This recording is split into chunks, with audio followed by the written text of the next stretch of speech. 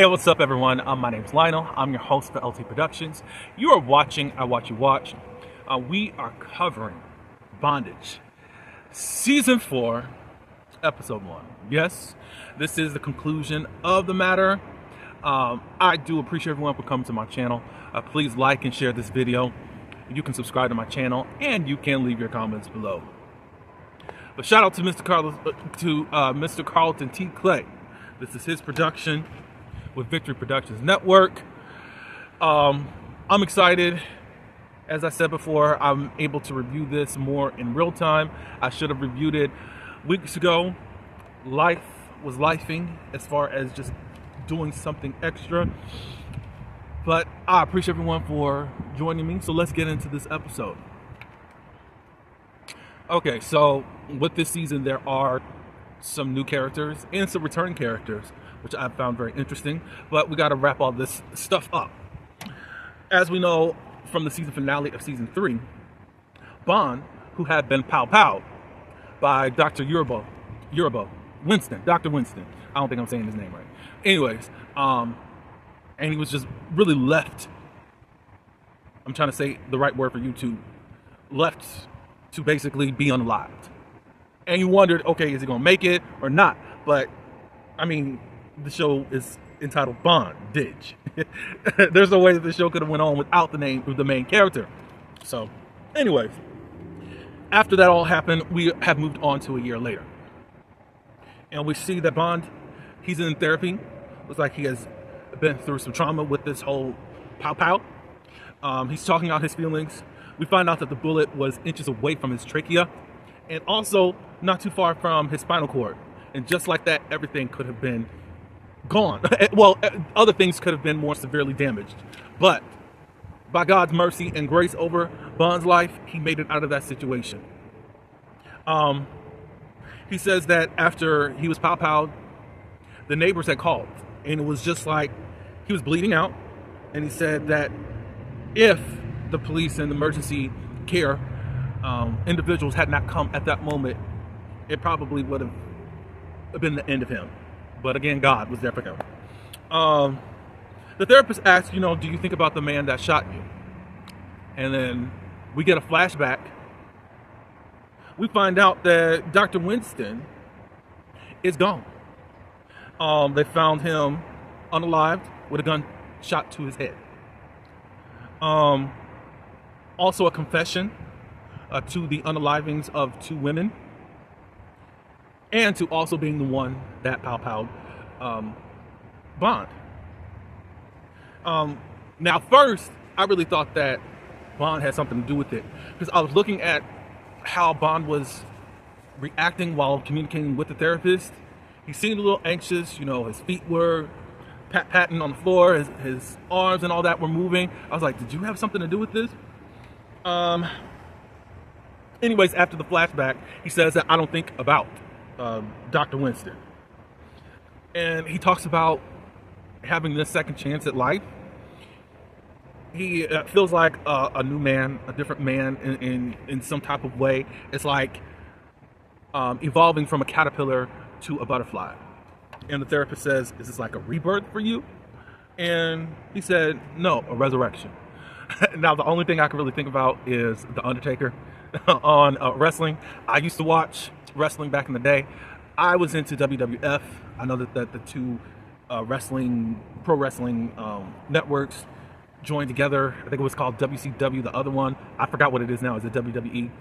I quit watching a long time ago when I figured out that it was fake. So, but anyways, The Undertaker came back. So I'm like excited. Like, what does this mean for Bond? Like, I was thinking, okay, so Bond gonna resurge the prostitution ring, or what's happening with him? So it's quite interesting to see where the journey does take him. So after this, we see the new intro, and I do love it. There's a new theme song. I love the lyrics and all of that. I think comparing from the old one, it had an R&B / gospel flow to it. This one is straight, I think, more R&B. And I think it's probably something to do with the transformation of Bond at this point. That's just my 2 cents. But you all can let me know what you guys think if you have watched it. If you haven't watched it, I do have a link in my description of where you can watch it. There is a fee, but hey, it's yours, and it's good to support content creators, independent content creators. How about that? All right, so in the next scene, we see Jamal. This is Lorenzo's brother, or Ren, however you want to say it. He's visiting Ren's gravesite. I did have questions. I wondered if Ren was going to make it or not, because all we saw him was putting around the sheet or the cloak or whatever to prepare himself to be unlocked. But he did actually do that. Obviously, Ren could not make it in prison whatsoever. While Jamal's there trying to make peace, because he does say that he has not been visiting, and knowing Ren, he would be saying, "What took you so long to get here, little ninja?" He's been dealing with guilt. He set up Ren to be captured because he felt like Ren was a part of the unaliving of his father. Of course, both him, and we saw in the flashback in season 3 regarding their mother, the madam, Pow Maurice Bond the first, and then the madam told Lorenzo to clean up that mess. And for whatever reason, he thought or felt like this was his thought that Lorenzo was in on the scheme to get rid of his father, and he held onto that resentment and anger for so many years. He took this time to apologize, and he wished that he realized that he was just a victim to the system of what their mother had going on. But while he's there, all of a sudden we see that there's this man that's watching Lorenzo. He's going to be a key factor later on in this episode, and I think in a future episode too. The next scene we see on television, Senator Nelson. Remember last season there was a congressman pushing for prostitution to be legal. Now he's made it into senatorship, and he thinks with the new president, he's going to make sure that prostitution is legalized. We are introduced to 2 new characters, Nathan and Felicia Campbell. Nathan's on the phone. I think he's either a lawyer or a DA. I'm kind of watching along with you guys again. I did watch the series when it first premiered back in early January, but I'm going back and watching again with you guys just to kind of give a fresh, organic feel as I am reviewing it to you. So I'm watching it and then getting on camera so I can tell you guys about it. And me trying to remember everything that happened, I don't have everything in memory. But anyway, so Nathan, he's on the phone. He's talking about this case and all that. While he's on the phone, after the senator is done, he's on the news. This woman named Lori, whom Dr. Winston did unalive back when he was doing his thing in season 3. Nathan takes notice to his wife, Felicia, that they look alike. And she says, I don't see it. It was the same actress that's playing both characters. But she says, everyone's got a doppelganger. So, all that good stuff. So after Nathan gets off the phone, Felicia wants some sex. Nathan's not into it because they just got done having sex. But obviously Felicia has a drive and she's willing to do what needs to be done. Nathan says, no, I'm not really into it because I really am at the age where things just don't function to the same capacity. It's kind of a one and done type of situation and all that. But then Felicia said, look, it's persistent, and said, look, I can get it up, if you know what I mean. So I'm paraphrasing and just giving my own little flavor to it. So she begins to do things sexually to Nathan. And then all of a sudden, Nathan's phone rings, and he uses it as a distraction to get away from his wife that has this urge to have sex with her husband. Of course, that pisses her off, and basically like, don't answer that. And he goes on and answers it and runs out of the room. And of course, that frustrates Felicia. Next, we go to Detective Sean. Remember, Detective Sean was the one that was solving the case for all of the crime that was happening within Madam's organization and the unaliving of people. Helena, which we never really got a conclusion as to what was going on with Helena, but hey, I guess everything can't be solved. I guess we can just see her on Cold Cases. You remember Cold Cases? That was on CBS. I heard that they're trying to reboot that show. Maybe she'll end up there. Anyway, so Detective Sean, he arrives home and he goes into his bedroom and sees his ex-wife plopped up on his bed. And basically it's like, what are you doing here? And she's asking, oh, the ex-wife's name is Natalie. And she's asking, did you find out if Bond is your son? Now, she's saying a lot of derogatory things towards Bond and Miss Aretha and all that. Detective Sean isn't really having all that. But we find out that she was the one that left the note to Detective Sean last season. And honestly, I don't clearly understand why she wanted to know so bad. It don't really make sense. But anyways, after she was done talking with that, because he was like, well, why are you so invested? Because we really didn't get an answer to that. All of a sudden, she wants to have sex with him. Now, I have a feeling it wasn't really discussed. I think in the past, Sean and his ex-wife fooled around after they broke up or got divorced or whatever. But I think that he just put his foot down at this point. He's just saying, nah, I don't need you. But anyways, I guess this was a gateway. Maybe she was there to be a reminder of you could have a potential child out there and to investigate it. Whatever way, I guess God works in mysterious ways. Let's see. So, Detective Sean kicks her out after her failed attempt to try to get him to have sex with her. She was rubbing up all on his body and all that, but he said something along the lines that he would never touch her again and get out. Oh, he said, I would never touch you again if my life depended on it. Yikes.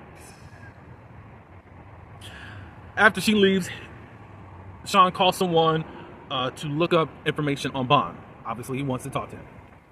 All right, so Bond goes to his next therapy session, and come to find out, Dr. Rose, his original therapist, has been called away due to a family emergency, and we find out that Felicia Campbell is a therapist and is taking over. Now, she made it really comfortable for for Bond, and told him, if you don't really want to work with me, that's fine. Bond said, no, it's cool. And due to HIPAA laws, she asked for permission to look into his records as far as what him and Dr. Rose have talked about thus far, and he gave his permission.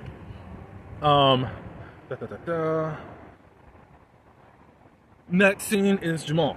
Jamal is driving and he notices the car, and it's the guy that was following him earlier at the gravesite. So Jamal ends up parking the car and luring whomever is following him into the alley. The guy takes the bait, he goes into the alley, and Jamal pulls a gun on him. This guy tries to speak Spanish and all that, and he told him, English, ninja. And I said, okay, cool. We find out that this guy who's been following him, his name is Diego de la Costa. That's Lorenzo's father. So, that's where this whole Spanish stuff comes from. And I have some thoughts, but I'll discuss it a little bit later within this episode. But anyways, the daddy's in town. All right, so back to this therapy session. Felicia and Bond are talking, and she gets to the part of Bond's file that Bond cannot get an erection, nor does he have desire to have sex at this point after the shooting. Bond says it's probably for the best. And Felicia was curious and wanted to know how so. And he ended up saying that, I was addicted to sex. And she said, well, she wanted him to describe what is he talking about being addicted. Well, he said, I craved for sex and I was going to do anything to, please that craving. If I wasn't having sex, I was taking care of myself. There wasn't any time, there wasn't any downtime if it wasn't something about something to do with sexual and satisfying that need that I was craving. So then Felicia flips it and says, you call it addiction, but it's something that's sexual. Or something that is natural, my bad. And Bond does say, addiction is when it prohibits you from doing something. If it's something that is on your mind, you neglect other things about your life in order to feed into this addiction slash obsession, if you can call it that. That's an addiction. Felicia says, we are all human beings. And we are sexual creatures. We're human beings and we are sexual creatures. Basically, her thing is to see it from a different perception as to what is going on with Bond. Bond knows he has an addiction, but this one is saying, no, it's okay. This world, we're socialized to think that sex is taboo and dirty and all that. But it's really natural. Sex is beautiful, and it's also healthy. Yes, it is healthy. However, if you don't have no boundaries, if you're living a lascivious life, that means no boundaries, nothing. You do anything to get it, and that's for anything in life. If you have no real morals about yourself, if you will betray yourself just to get what you need out of some type of an addiction, you're addicted to it. Now, this girl, what's really going on is there's a familiar, and I'm going to speak a little bit spiritual. There's a familiar spirit that's trying to connect with Bond. Now you can start to see there's a connection because she, in my opinion, has some type of addiction, and she's connecting through sex with Bond at this point. It's quite interesting, and now you have this therapist who is giving her perception or saying that, look at it from this view. Could be a little bit manipulative, but seeds are just being planted right now. But then she takes it a notch up, and she says, I could really help you with your little or big problem. Basically, what is the word? She's flirting at this point and talking about Bond's anatomy. So obviously we've stepped over into the boundaries being broken. So you can tell that there is some type of addiction going on in this girl's life. And we're going to get into it later on into the season. But just take note to how this therapist is operating. All right, so Jamal goes and visits Diego. Diego has a hotel room, and they talk in regards to where have you been, basically. Jamal said, what would make you leave your only child? For a while, him and Madam, they were together, but life wasn't great together. He thinks that the mom has dealt with her own traumas and all that good stuff, and it was really difficult to love her. He thought by having a child that would kind of settle some things in her, but it didn't. Diego ended up confessing that he had a partner, and he confessed to Madam that he was gay. He says that he did not leave on his own. Madam banished him from being in Lorenzo's life. She did not want him to have an influence over Lorenzo as to possibly him being gay, and she equates gay as being weak.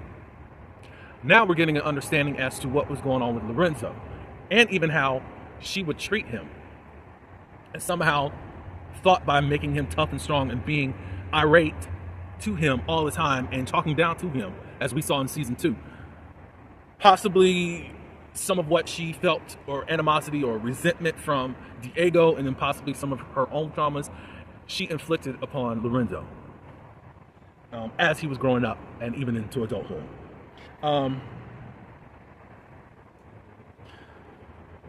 So Diego's partner slash husband ended up, he was unalive. He's deceased at this point. At that point, he decided he wanted to find Lorenzo because life is too short and all that good stuff. And when he finally did, he found out that Lorenzo had passed away. At this point, Jamal is feeling very guilt-ridden again, and he breaks down and cries and says it's all his fault because he felt a certain way towards Lorenzo and thought that he was a part of the scheme to get rid of his father. And he did say, I wanted revenge and all this good stuff. But anyways, Diego and Jamal embrace one another, and Diego allows him to cry on his shoulder. So we're back with Felicia and Bond, and the session is basically over. So will I see you next session? And he says yes. She says, talk with the secretary just to update on your insurance and all that good stuff. And he says, oh, I don't have insurance. And she's like, uh-oh, so you're able to afford this? And he says that I'm able to get things done or something to that nature. I didn't write it down. And then Felicia says, I'm sure you do. Dr. Bond says, I'll see you next time, Dr. Campbell. And then she says, no, call me Felicia. All my friends call me Felicia. And then Bond says, oh, so I'm one of your friends? And then Felicia says, bye, Bond. So obviously there is an attraction. There's familiarity that's seeping in. And he was flirting back due to Felicia flirting with him. Oh. So we're back to Jamal and Diego. Diego says, really Jamal and Diego said that they now have understanding as to what Lorenzo was going through. Lorenzo was just a product of his environment, basically. Now, in the end, he was quite a mean Brother Tucker, but that's how it is. Diego gives his contact information to Jamal and says, if you need anything, give him a call. Jamal says that I think I'm going to take you up on it. They embrace. And there was this connection between each other that has been formed. And I like that type of embrace. Jamal cries, but it was just like some type of release. A release that he needed. Possibly because he doesn't have his father in his life. He knows that this is a safe place. And Diego is a father. There's a lot of fostering going on. And you're going to see that throughout the whole season. Of fathers stepping in where possibly the blood father has not been able to be there or in the rightful place. All right, so Bond makes it home and he's taking a shower, and you see Bond trying to wake little Bond up. It ain't working, and he got a little bit frustrated. Felicia, she makes it home and she sees this text from Nathan. Nathan basically saying that he's going to be late and not coming home right then and there. All of a sudden, we see Felicia needing to take care of herself. In the midst of taking care of herself, she says, Maurice Bond.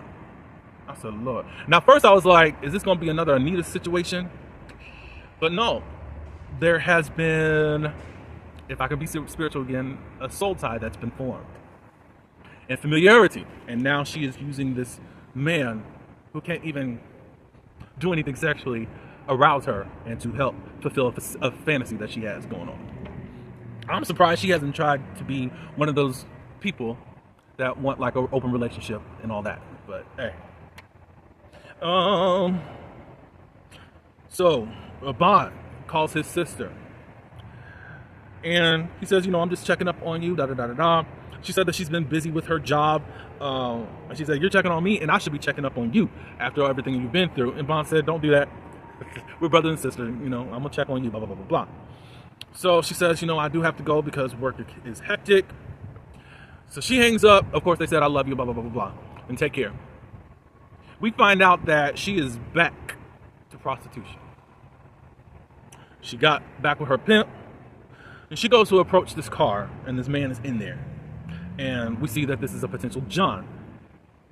The John gives his name as Quincy, and he wants to know her name, but she says, I'm just a bad beat that can show you a really good time. So he shows his money, she gets in the car, and they drive off. The ending scene is Sean. He goes to visit Bond and says, hey, I do know you. I know you, your mother, and also your father. And me and Aretha had made a very passionate mistake. And I think I'm your father. Boom, boom. That's the ending scene. So I guess we'll see if Sean is Maurice's father or not. Anyways, that's the first episode. We're being set up for something great, I know. And I've had a lot of thoughts that I've already been sharing. And I'll be sharing thoughts throughout and giving my commentary on this season 4. I think there's one thing I would have liked to have seen. Even though the bullet did not hit the trachea, I think as an effect that Bond could have had, or that the actor could have had, probably like a raspy voice. That would have been cool to actually see, but you know, that's just my thoughts. Anyways, y'all give me your opinions on what you thought of this episode. Again, check it out. Look at my description. Support independent content creators. And until the next one, peace. Have a good day.